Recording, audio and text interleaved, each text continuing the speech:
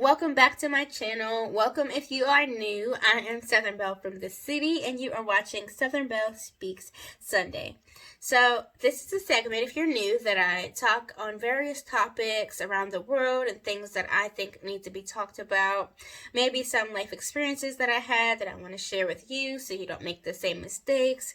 And share some things that helped me along my journey of mind, body, and spirit wellness, and things that have helped me along my fitness journey as well. I do have a segment called Fitness Fridays that I post on there, mostly about my fitness things, but over here it's mostly me sitting down with you guys, being relaxed, and hoping that you are relaxed along with me, and just chatting about various things. I would like this to be an advice column as well. So if you have some things that you would like advice on, or some suggestions on some things you would like me to talk about, you can definitely inbox those or leave in the comment section below. So today we're talking about a movie that I used to watch when I was little, called The Little Princess. And I recently watched it about a couple months ago, and I was looking for it the other day, and I couldn't find it, but it just popped up in my head, and I really wanted to talk to you guys about it. So if you haven't seen it, then you should watch it. I think it's $2.99 on YouTube, and I did find it eventually the other day, but I didn't feel like paying for it. I had seen it on Netflix once, and then they took it off. But it's called The Little Princess. It was made in 1995, and it has this young girl in it. And the storyline, basically, I'm just going to tell you about it. But if you don't like to be surprised by movies, then you plan on watching it, skip past this part. So basically, it's a young girl, and I believe she's 11, and her mom, I believe, died when she was born, or left her father or something like that. I don't really remember exactly what happened to her mom. But she's being raised by her father, and her father was a sergeant in the military. And so he was traveling all over the world, and she was actually living in India at the start of the movie. And they had lived all over the world, and he had all these dolls and lavish clothes. He made all this money, and he was pretty high up in the military. And so he had all this money, and she had everything that a little girl could ask for. She had the best education, the best world experiences. She's literally learning about India while she's in India. And so she's playing with these little boys, and she has this vivid imagination, and so he ends up getting stationed somewhere that he can't take her.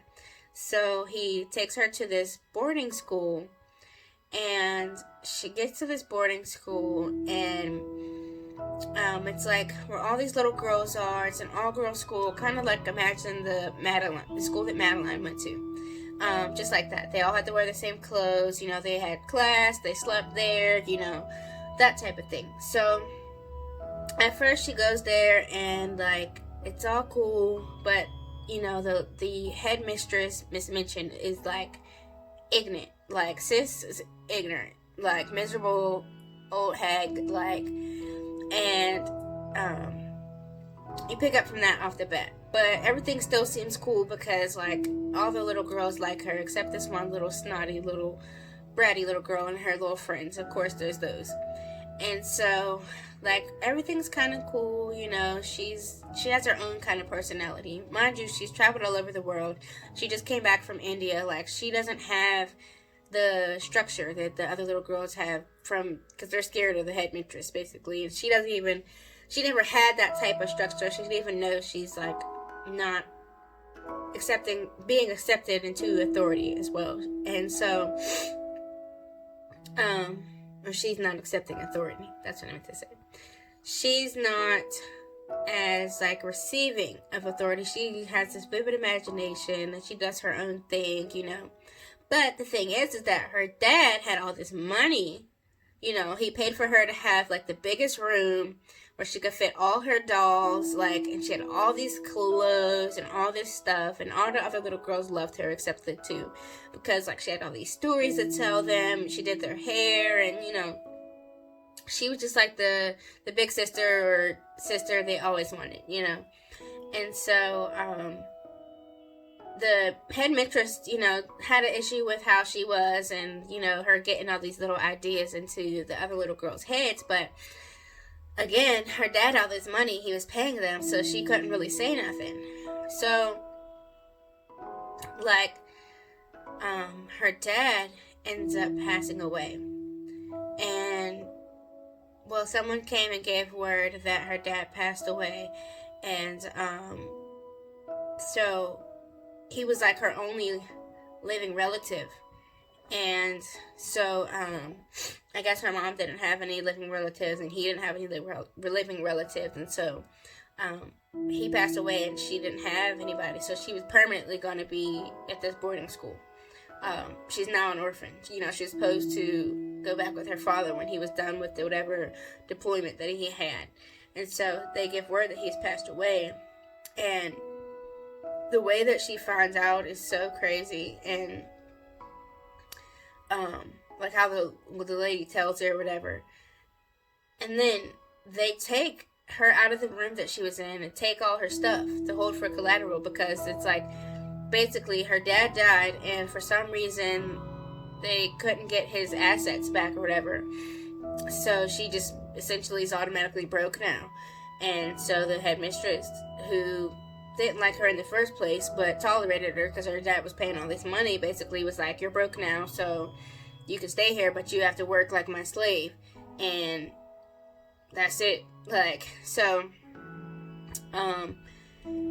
she ends up having to move into like the attic, but this is like olden times, so it was like gross and dusty. There's rats, like floorboards is missing. And they had a servant at the time that was a little black girl, and she stayed up there. So like they became best friends, and she really comforted her. And right before all her stuff got taken away, she had given her some new shoes, like some fancy new shoes. So they were already developing a relationship before the little girl became broke and had to go up there with her. So they really comforted each other. And the headmistress mentioned, was so cold to her, like so cold to her. She just lost her father, and she took her stuff, and the little girls felt so bad, and they tried to help her, and they would get in trouble. But moral, at the end of the story, her dad actually wasn't dead.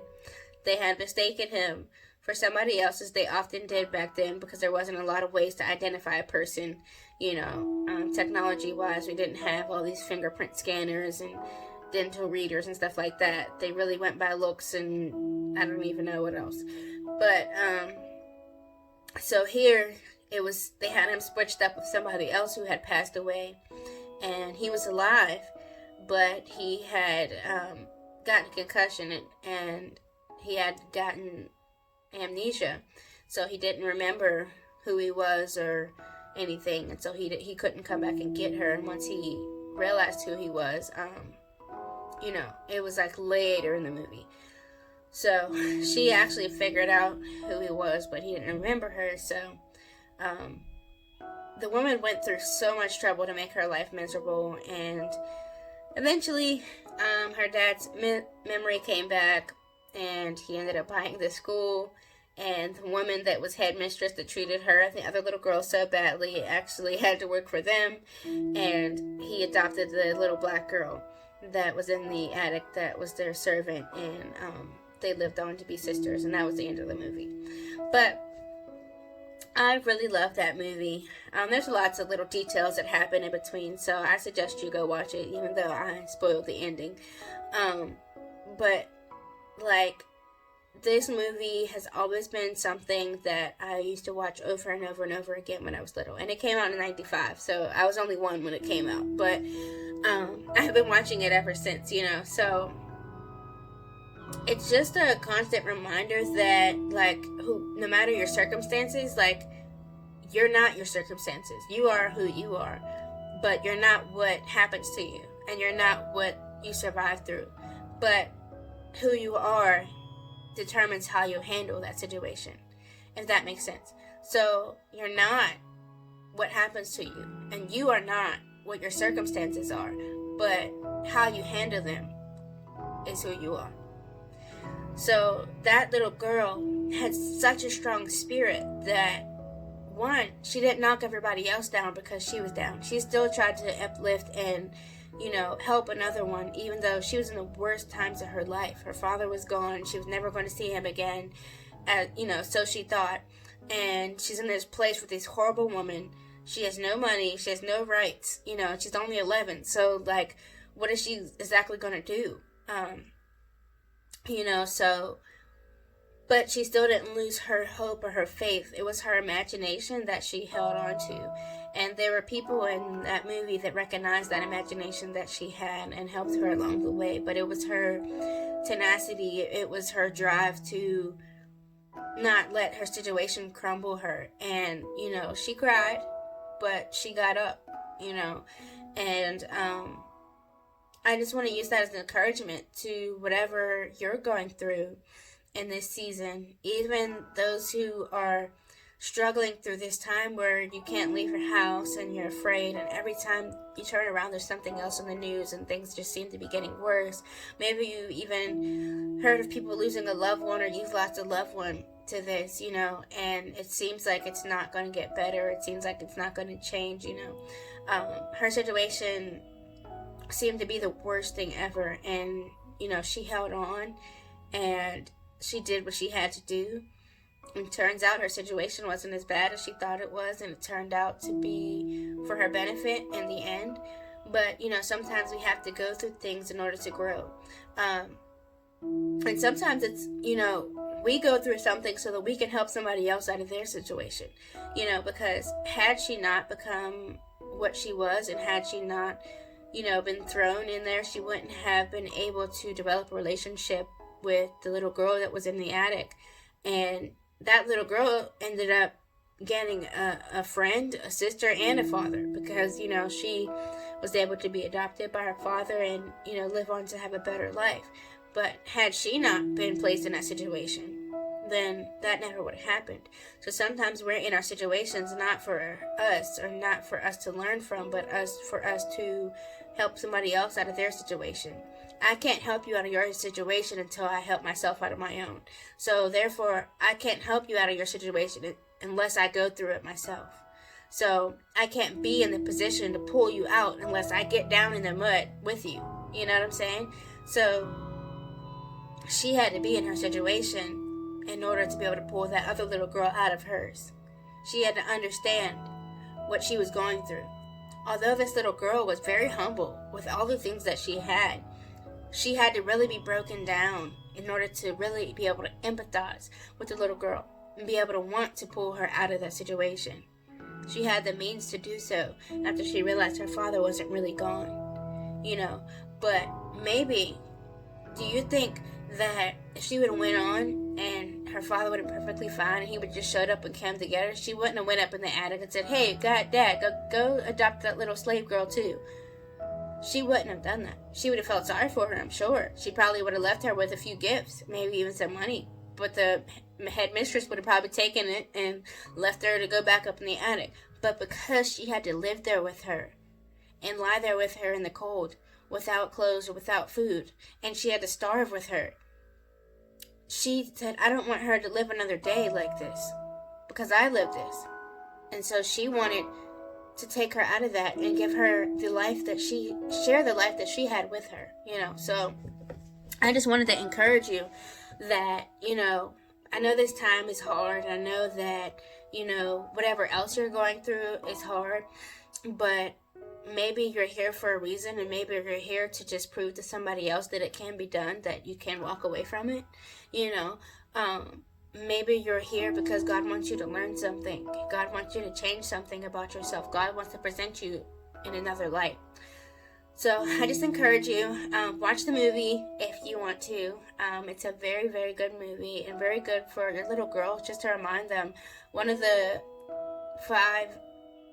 few morals of this story is that every little girl is a princess. That's why it's called The Little Princess. And actually, she says in the movie I'm a princess.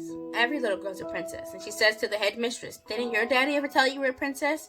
And the woman breaks down in tears. The 60-something-year-old woman being told by a little girl, and she didn't have to curse her.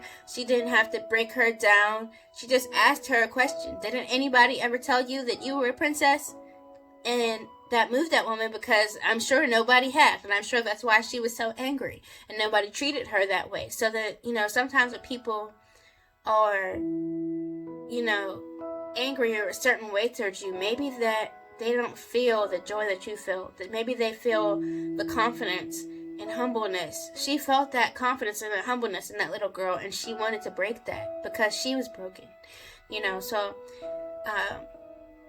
the next time that somebody treats you mean or treats you nasty, you don't have to respond, because, maybe that's not why they did what they did. Maybe they are envious and they're not sure within themselves. And so, that woman spent all that time breaking down these little girls because the little girl inside herself never healed. And so, but by being next to that little girl and having her ask her that simple question, it changed her perspective. It changed her, it made her think, and you just never know what somebody's been through and why they are the way that they are. But maybe God's placed you where you are for a season, for a time, to change others, to give a new perspective to others, and maybe to bring someone out of their situation. So I encourage you, watch this movie, practice safe social distancing, and everything else that is being warned about with COVID-19. And I hope that this doesn't last much longer for a lot of you. And I hope that you are blessed and have a blessed week. And don't forget to like, comment, and subscribe, and click the notification bell to be a Belle.